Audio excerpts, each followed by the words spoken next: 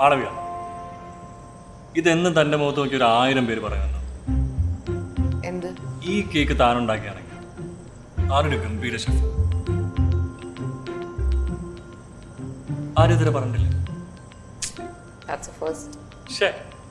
എന്തായാലും എനിക്കിഷ്ടപ്പെട്ടു. എൻ്റെ ടേസ്റ്റ് ഏകദേശം അല്ല, എക്സാക്ട്ലി ഇത് തന്നെ. ഇനി നമ്മൾ തമ്മിൽ എന്തെങ്കിലും പൂർവ്വകാല ബന്ധം? അതിന് സാധ്യതയില്ല. പക്ഷെ ഇനി ഭാവിയിൽ ഉണ്ടായിക്കൂടാകില്ല.